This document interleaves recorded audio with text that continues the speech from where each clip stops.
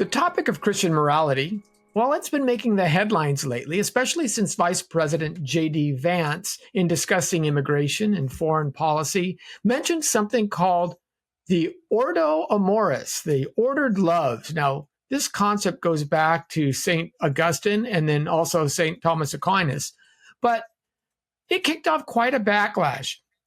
And even folks like Pope Francis entered into the fray, wanting to talk about what this is and does it apply to governments? Does it apply to policy?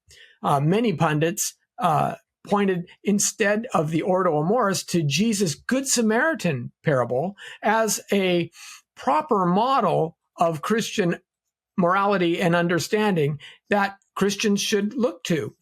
But the entire conversation, I think, seems to be missing some fundamental aspects that nobody is really investigating.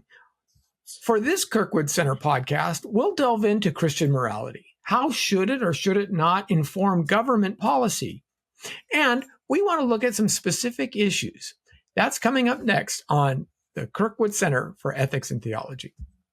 Well, hi, everyone. I'm Lenny Esposito. Glad to have you joining me today. And with me are a couple of our fellows from Kirkwood Center, Dr. Darren Guerrera and Dr. Jacob Daniel. How are you, gentlemen? Doing well. Thanks for having me. Great. Well, as I said in the intro, if you've been at all paying attention the last couple of weeks, quite a kerfuffle fell out of a pushback that people gave to Vice President J.D. Vance when they started saying that some of the governmental policies, especially policies on reflecting, say, immigration, undocumented workers, how you're treating those who are in the country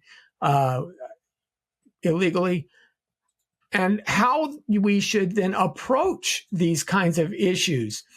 And is it even proper to take people who are obviously coming from disparate and difficult circumstances, trying to make a better life for themselves, so to speak, and, treat them in a way that just basically turns them around and pushes them back out? Is that showing Christian love? Now, to be fair, some of this is simply secularists pushing back on J.D. Vance's claim to be a follower of Jesus.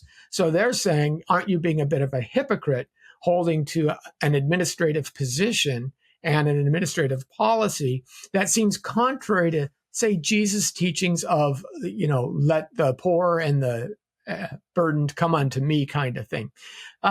So first of all, I wanted to ask, what do you make of this idea that J.D. Vance pushes out that, governments have an idea of ordered love, right? This is what Ordo Amoris actually translates into. Who's familiar with Ordo Amoris and maybe wants to explain it a little bit more completely?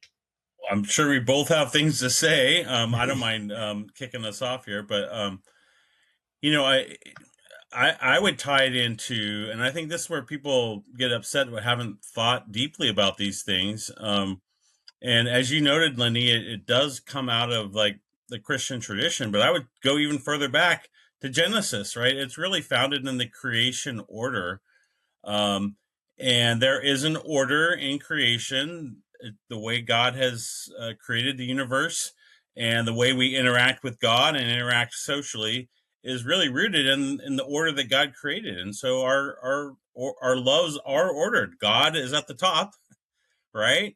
And then after that, we have special obligations to our families, our wives, our children, our local community. I mean, that's really all he's getting at, is that there is an order to our loves, and we have special obligations to feed our children before we go across the world trying to feed other children. We have a special obligation to our wives, our local community.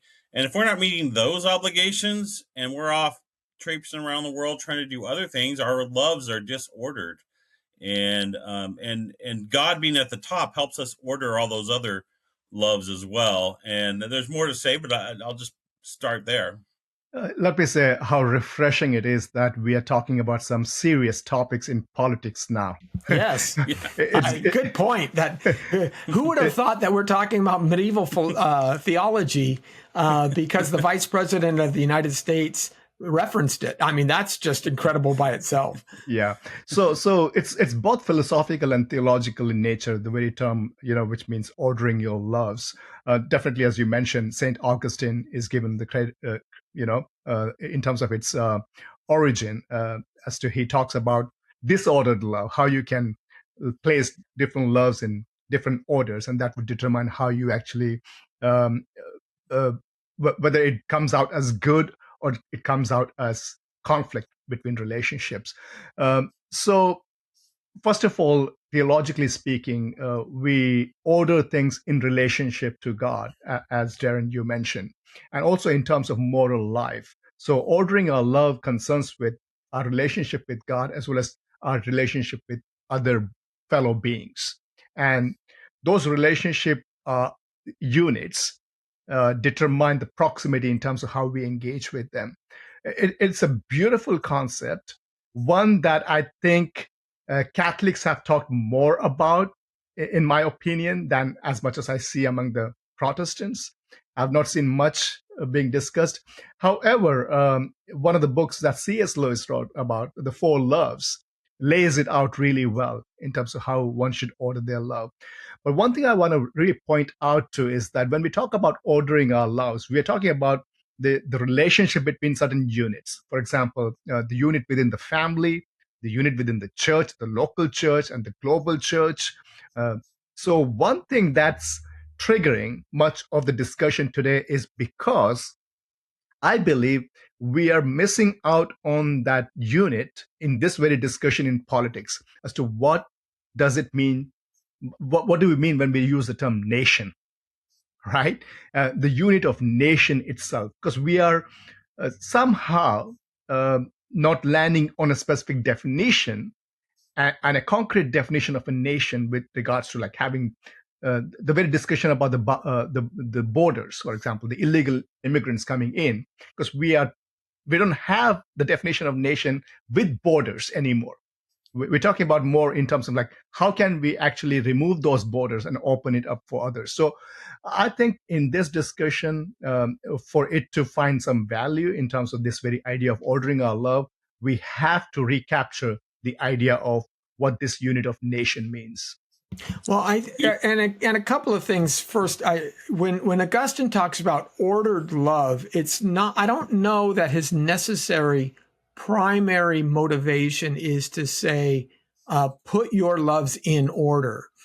Ordered love for Augustine, I think, is proper love exercised in a proper context. Yeah. So he would say that we live disordered lives if we're not following after Christ. Our lives are not put in their proper order, and we're not ranking Jesus above all. And our loves should be reflective. They should be ordered. It's easy to have disordered loves, right? It's easy to love things that one shouldn't love. You can love vices, for example. So part of the concept of ordered love really is reflecting how God would understand and pull you in a specific responsible context. I think we see this clearly scripturally. For example, we don't have to go much beyond the 10 commandments, right? The first commandment is love your Lord your God with all your heart, soul, mind, strength, have no other gods before me, this kind of thing. So the highest love is God. But love your mother and your father is number 4. It's not, now it's don't covet your neighbor's wife, don't covet your neighbor's stuff. So that comes down at 9 or 10. And even in the Old Testament, the Jewish understanding of this, the Christian understanding has always been that there is a special rank in this. And Jesus himself mentioned that if you're not, kind to your parents, you're disobeying this commandment. That's significant. That's serious. That's more serious than just, say, being rude to a man on the street.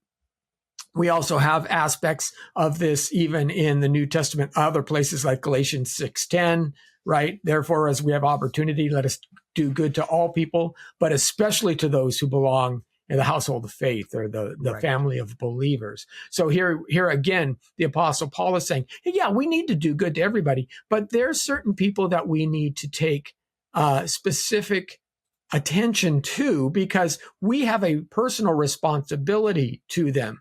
If you stand up before your friends and family and promise to love your wife in sickness and in health, you have committed yourself to her above other souls.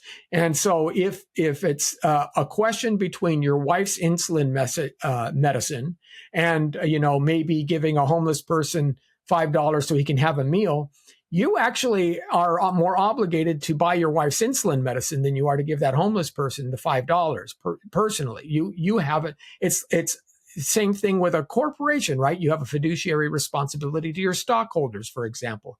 You can't just do whatever you want. The stockholders are in some ways bound to you, and you therefore have to deal with that. So that's what when I talk about ordered loves, I think that there's an important point in this here is to understand these loves in that way, in a way where it's ordered, rightly thinking about what love means, right?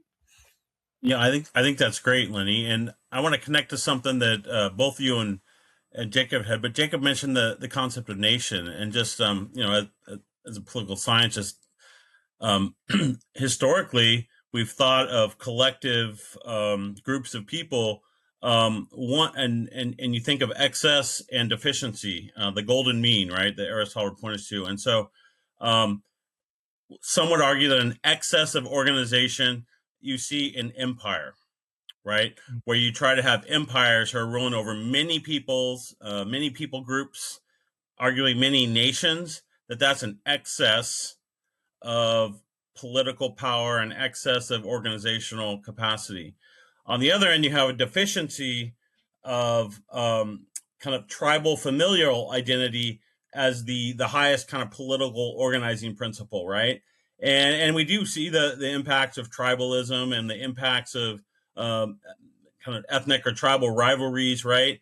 And the Bible does speak of nations. It talks of the Jewish nation and talks of Gentiles, and it has a certain respect for the natural ordering principle of people who gather as a nation. Now, modernity has modified that somewhat, but there is a biblical basis for nationhood and for nations. And then once you situate that in this Ordo or Amoris, then there is a place for you to privilege, shall you say, your nation, or have a proper love or proper patriotism, right? And the virtue of justice, right? You owe your family a debt that you can never repay. They gave birth to you, and there's nothing you can do to repay that. So the Bible says you owe honor to your family. But same token, your nation gives you owe your nation a debt that you can never fully repay, and that is just that you give to those who are owed. That's the definition of justice. And so you owe your nation a privileged status because they've provided so much for you in terms of a place to live, an ordered society, hopefully, good laws, good principles. You owe that, and you can't repay that fully. And so there's an issue of justice with you owing your nation, your family, your community certain obligations that you owe them in nature, in the created order, right? And then one last thought on the created order.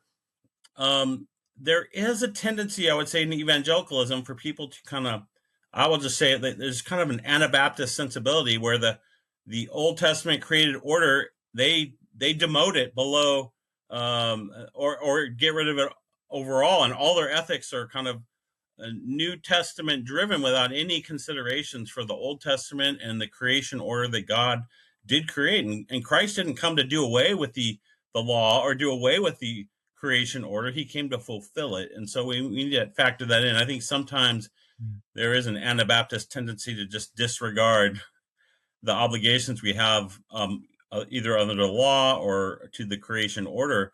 But no, Christ is fulfilling those, redeeming those. And so those still factor in, but he's doing something new.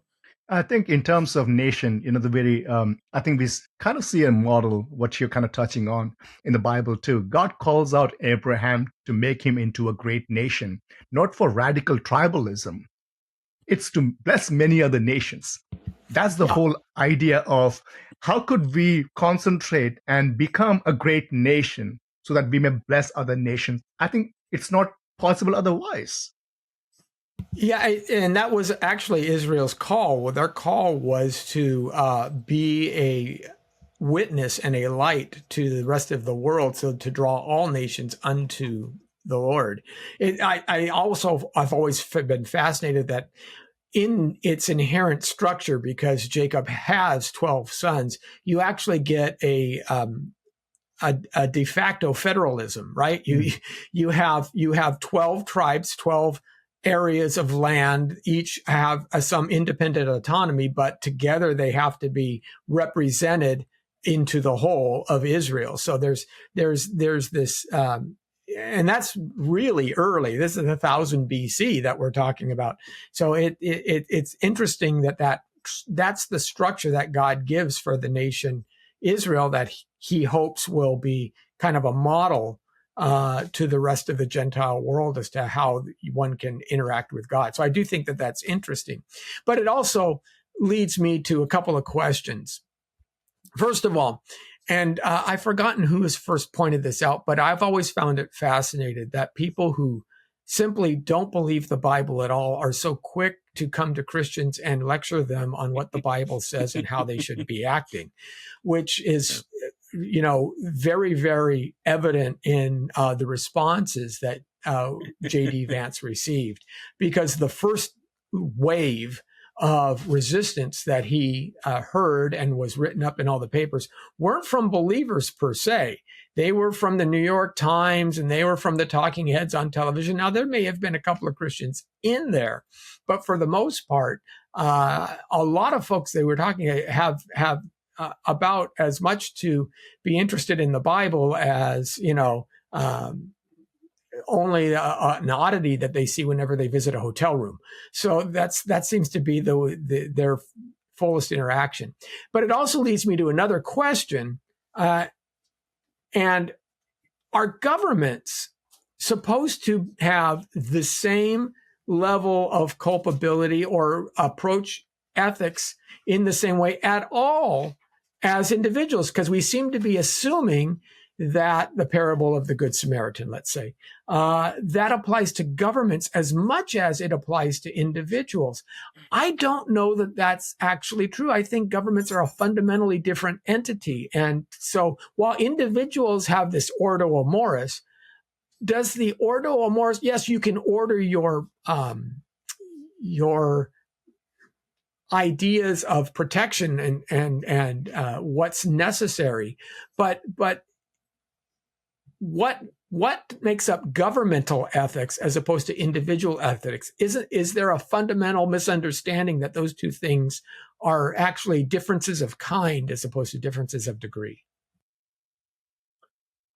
I would tend to think of them not necessarily as differences of kind. I think that God's created order, ethics is ethics, but there are different offices within God's ethical framework. And so government does have special duties, special obligations put on it. Now, that's not saying that government has to be intrinsically a Christian government necessarily, but government as a creation ordering has obligations that are just part of the natural world, part of the natural law, if you will say.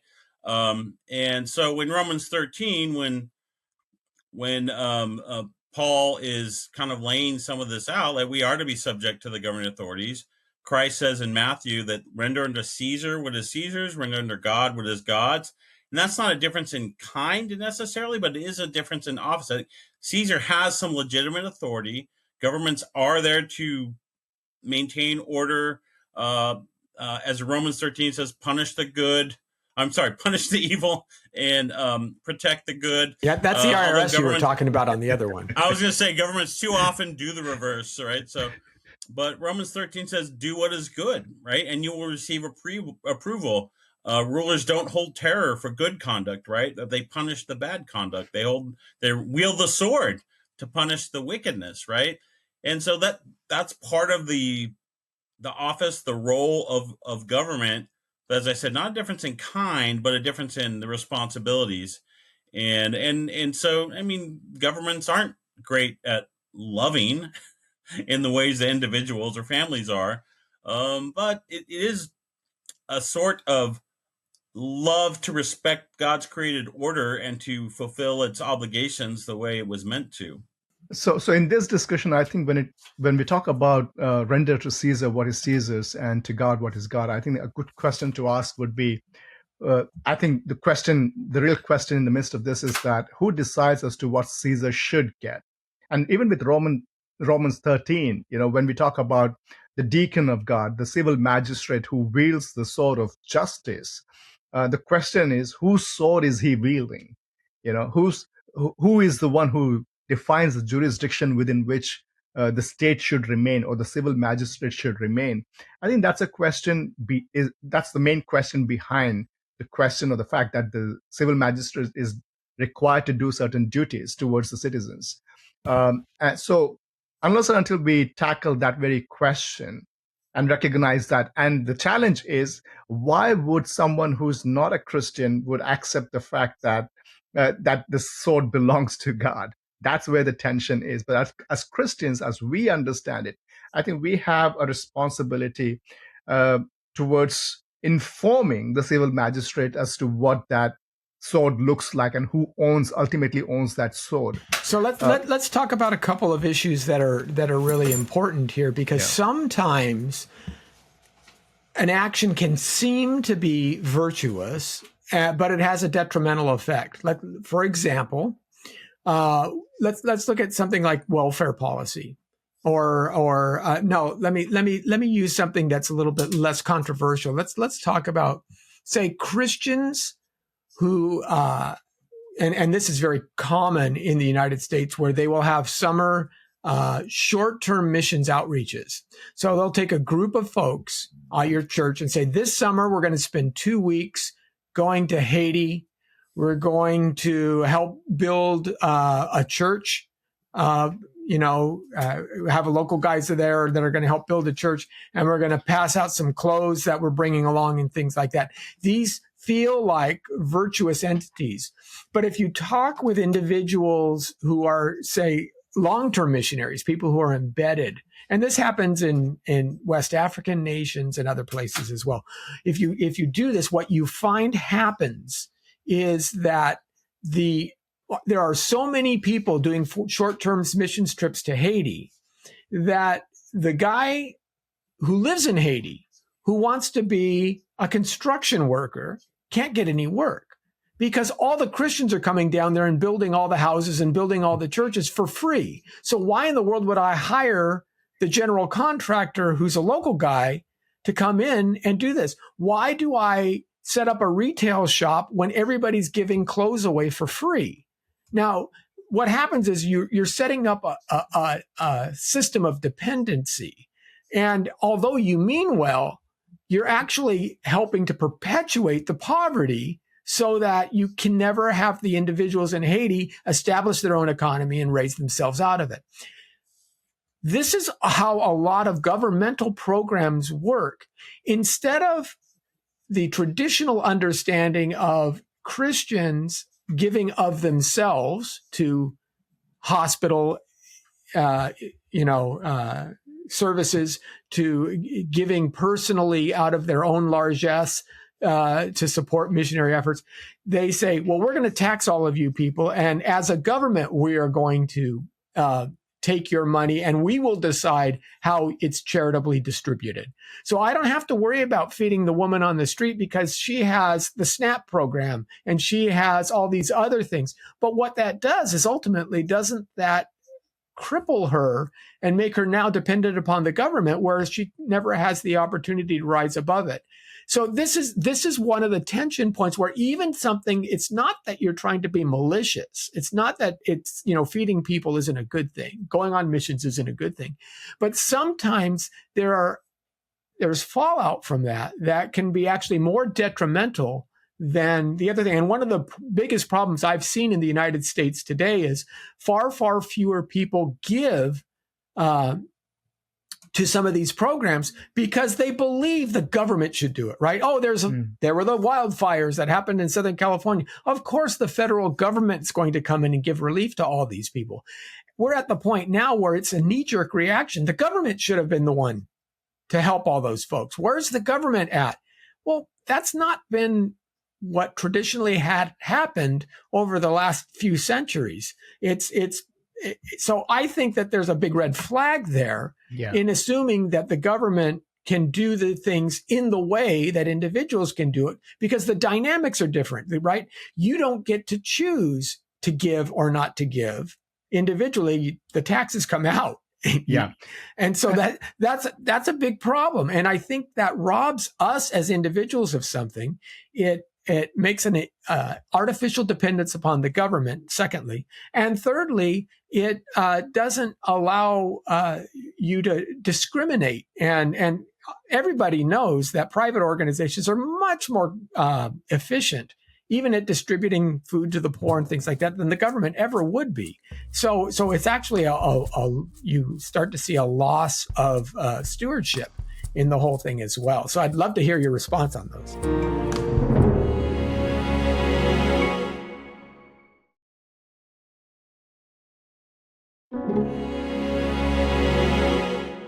So I'll just add something to that. If you see that's why there's a push now. I see people talking about why the government should take away the 501c3 status from churches. Why are they getting tax exemption? Basic idea is that behind that, I believe, is that the state is recognizing that they should not take that which belongs to God. Right? The church should do its work within the jurisdiction that is set for the church, and the state should remain within its jurisdiction.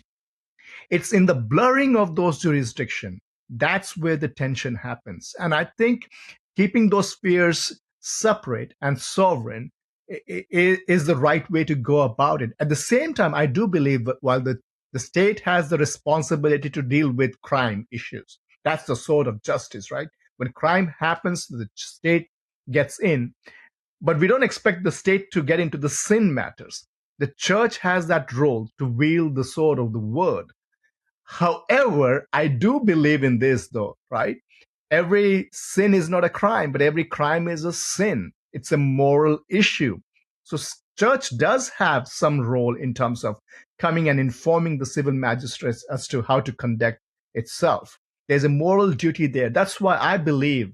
And the other challenge that we have is also church understands the fact that from a biblical standpoint that we have to approach within our jurisdiction to people in terms of fulfilling our duties towards them, in loving them, because the underlying idea behind that is that we all are created equal. So we cannot be tribal in that regard.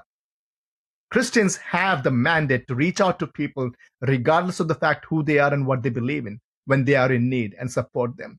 I wonder if state would have that, unless, of course, if they had founders like here in America who were writing the Declaration claiming the truth, that we hold this truth to be self-evident, earlier sacred, right? That we all are created equal. It's coming from somewhere. Not all worldviews offer that kind of idea that would need a society to flourish. So I think church, I would say, have to come alongside informing and providing that basis that is necessary for flourishing. Well, that's great, Jacob. And man, there's a lot here. I have several things written down to mention, but maybe one thing in terms of stepping back, even this discussion about the role of the church and the state is a uniquely Christian idea.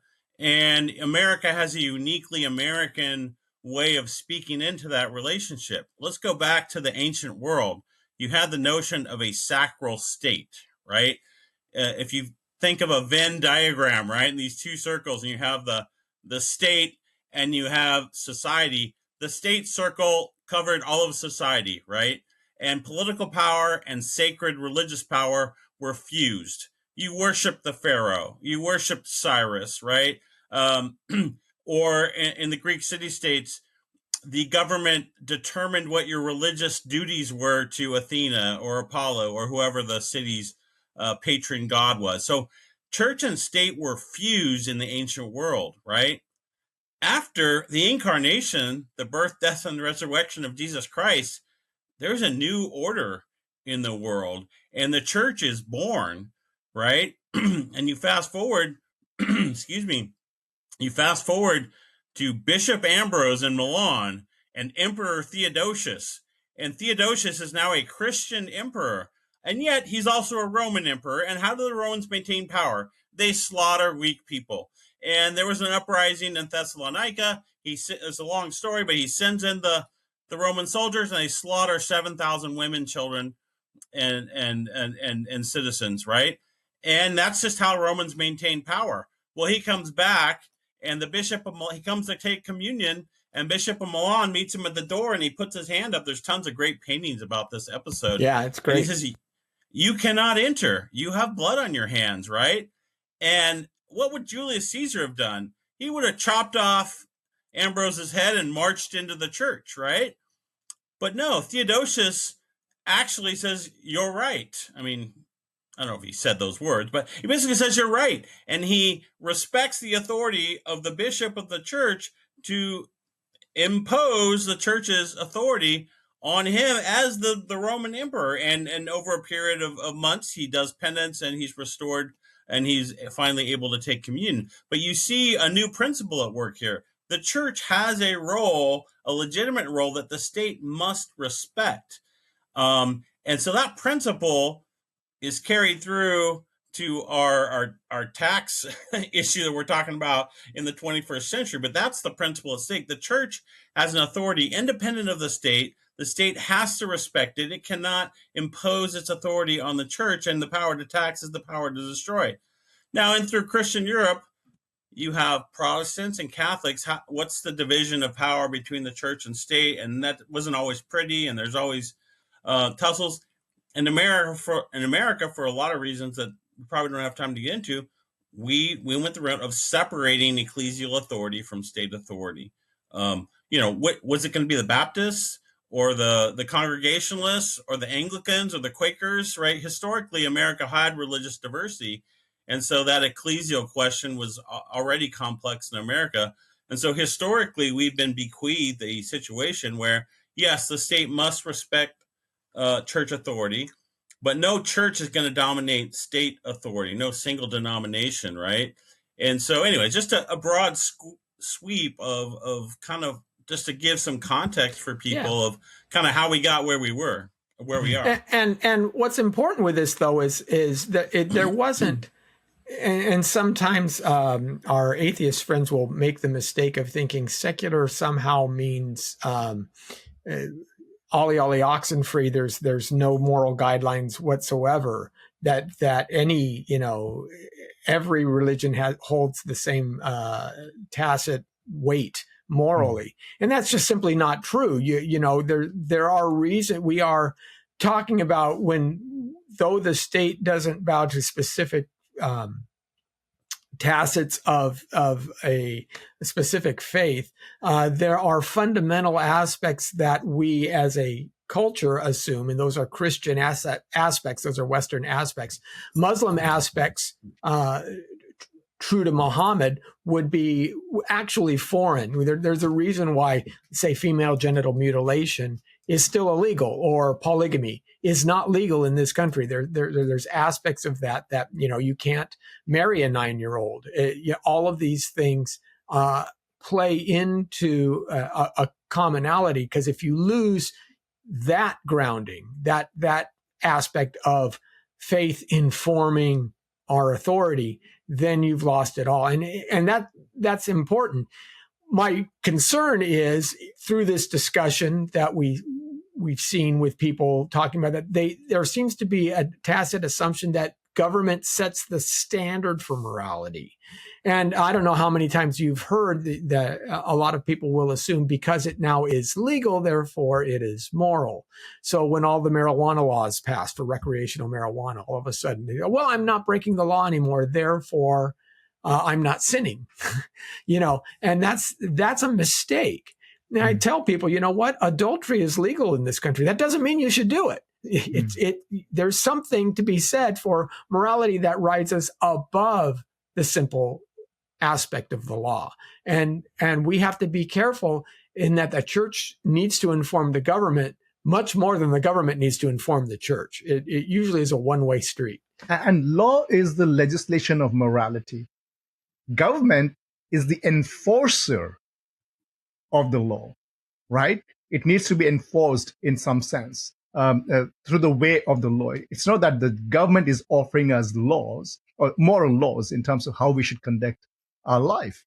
And that's the distinction that is so much needed in this matter to really understand how we set those jurisdictions and not cross them. Well, this gets to the fundamental issue of you're right, Jacob, of law. And what is the basic underpinning of law? Well, law is rooted in God's creation order. It's that here we get the term natural law. Law is rooted in nature. And every American should read Martin Luther King's Letter from a Birmingham Jail. It's a very accessible, very good distillation of the natural law tradition in a very specific American context. And King is saying, I want people to obey the Supreme Court decision, Brown v. Board of Education, but I also think that we should disobey the segregation laws. And he gives a very sophisticated, detailed analysis of that. And he quotes Augustine. He says, an unjust law is no law at all. Now, Augustine probably overstates it, but he's a very good rhetorician. The basic theory is that to the extent that law departs from the laws of nature and nature's God, then that part isn't law. But people shouldn't take from that just simply any law that they think is unjust is not a law completely. But there is a relationship between the natural law, God's creation order, and human laws. But there are people who say, no, human laws are just human laws. We make them up. Humans create the law. Thrasymachus in Plato's Republic says justice or law is the rule of the strong, right? That's kind of the modern. Oliver Wendell Holmes in the early 19th century, American jurist, said that truth is the majority vote of the nation that can lick all others. And he basically says law is rooted in human will and human capacity. And so we just create the law. And so that, Lenny, that's where people are coming from, right? They're saying, well, governments make the laws and the laws are answerable to the people.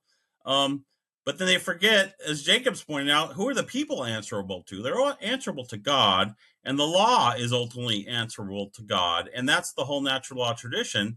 And to tie this into religious liberty, you don't have human liberty without Christian liberty. You don't have human liberty without religious liberty. And so religious liberty is not some special pleading for the church. Religious liberty is the very basis of human liberty. It's the basis of any. Again, go back to the sacral state. Do you think the Pharaoh or Cyrus or whoever couldn't impose their will on the smallest person in society if they wanted to? Of course they could. There's nothing to stop them.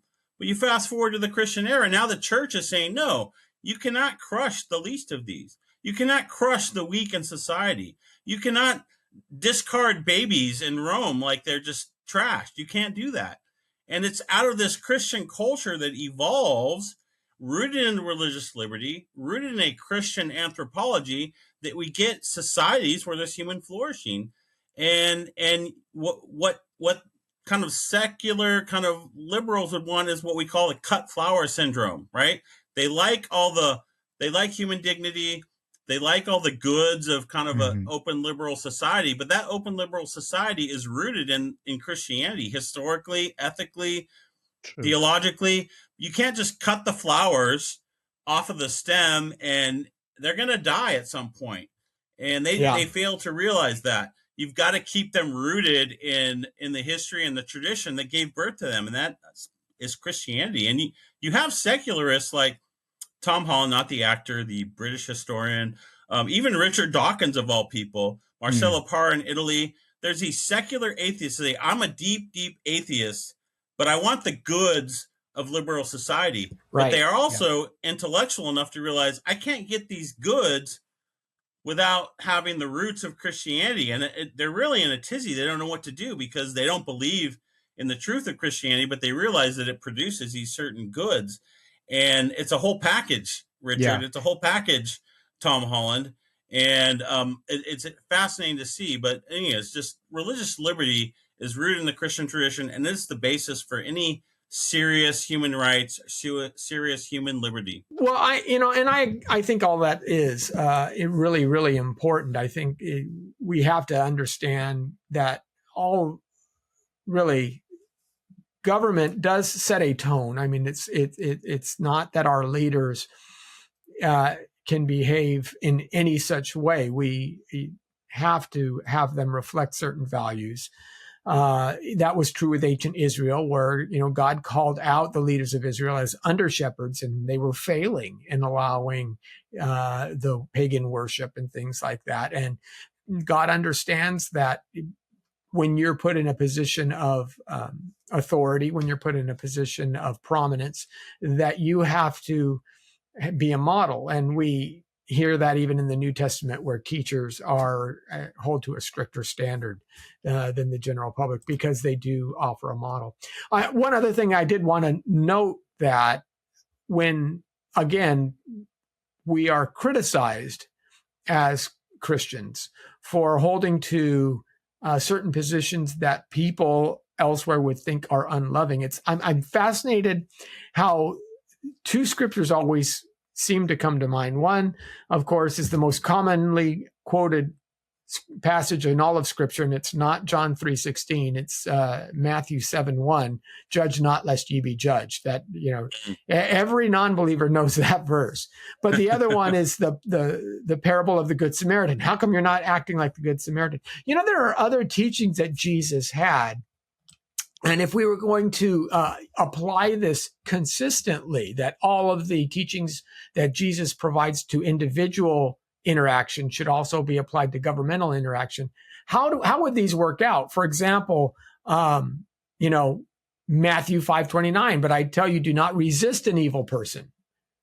If anyone slaps you on the right cheek, turn to them the other cheek also. How does the police force work with a Matthew 5:29 approach? Or how does the army function with a Matthew 5:29 approach? Or Romans 12:17, do not repay anyone for evil, right? I am the Lord, I will be judged. I will be the judge. Or how about this one, Matthew 5:32, but I tell you that anyone who divorces his wife except for sexual immorality makes her the victim of adultery, and anyone who marries a divorced woman commits adultery. How come our laws aren't reflecting that maxim? That means that no-fault divorce should immediately be banned. But nobody seems to be calling for the government to follow those precepts of Jesus. They only seem to be wanting you to do the Good Samaritan thing when it seems to suit them. So it feels like special pleading to me. And Darren, I'd love to hear some of your comments on this. Well, yeah, I mean, it is special pleading. And one thing, I mean, there's a lot to mention there, but one thing, since we were talking about Romans 13, Romans 12 and Romans 13, obviously, numerically, it follows directly.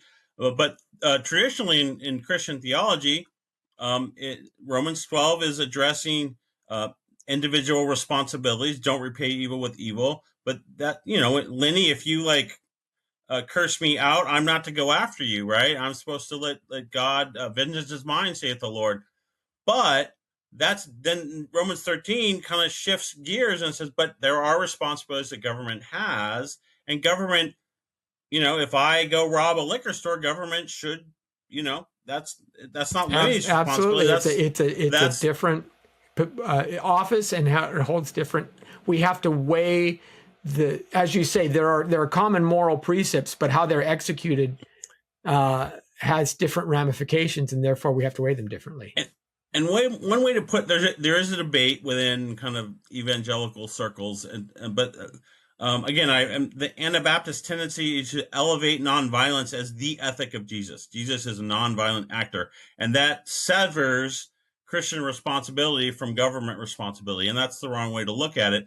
The traditional Christian teaching here is that they're not severed, that Christians should serve in the government, they should serve in the police and the military, and that they're fulfilling part of the creation order, creation mandate to serve in these institutions, and there shouldn't be, and the ethic of Christ is justice, not nonviolence. Nonviolence is underneath the ethic of justice. Right. But some in the evangelical world like to elevate the ethic of nonviolence above the ethic of justice, and I'm sure we could spin out lots of hypotheticals where that just doesn't hold. You can't achieve justice with a unbroken ethic of nonviolence, and so I think that muddles a lot of thought about government's responsibility and individual responsibility, and they try to impose an individual ethic onto the government, and the Bible, I think, clearly kind of separates and that as Jacob was mentioning, issues of jurisdiction and obligation. There are different; those are different based on whether government, community, church, family. God has ordered His world and His creation in a very kind of thoughtful and beautiful way, and we ought not to we should mess around with it. We should try to understand it. And I think this whole debate can be redeemable. I'm trying to think it in a different way. There is a realization, and church needs to step in and amplify the good that the church has given to the society. So what we are seeing, and you talked about this, Darren, is the fact that people are enjoying the benefits of ordering our society as we see from a Christian standpoint, right? People are wanting, even though they don't believe in the Christian God, they want to enjoy the benefits of and claiming to be a cultural Christian, right?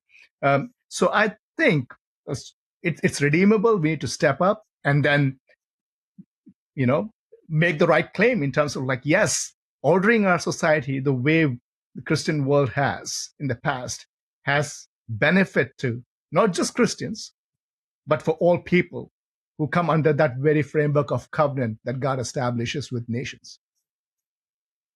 I agree as well. Well, gentlemen, thank you for this stimulating discussion. I hope it's helped those who are watching or listening think a little bit more deeply, a little bit more circumspectly about the claims.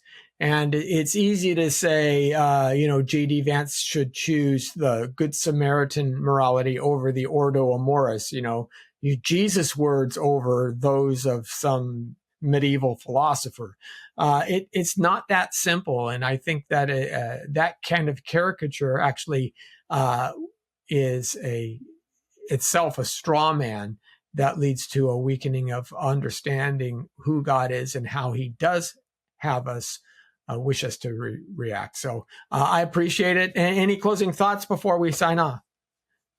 I'll maybe just add just one more thing. Maybe our listeners can, instead of the debate is not merely that whether we should apply this idea of ordering our loves.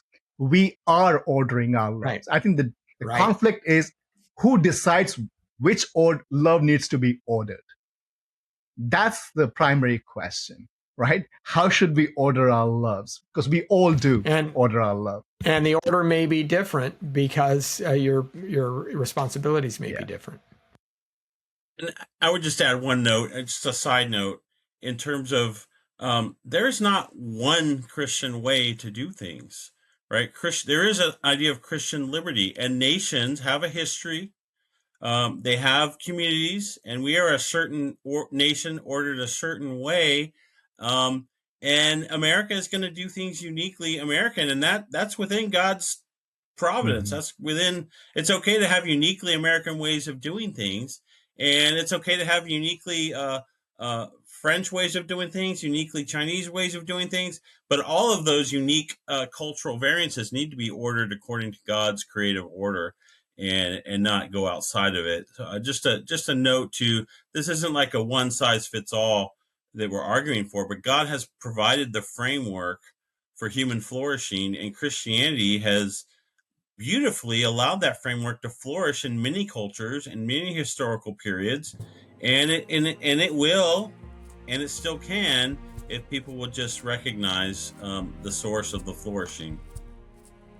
All right. So good to hear you. All right. Take care, guys, and we'll talk next time. Thanks, Lenny. Thank you. Thank you for listening to this episode of the Theology and Ethics podcast of the Kirkwood Center. Please take a moment to leave a review on your podcast app of choice. If this episode made you think of someone you know, please share it with them. If you want to get in touch with the Kirkwood Center, you can call or text us at 909-493-7799 or send us an email at contact@kirkwoodcenter.org. You can also visit our website at kirkwoodcenter.org.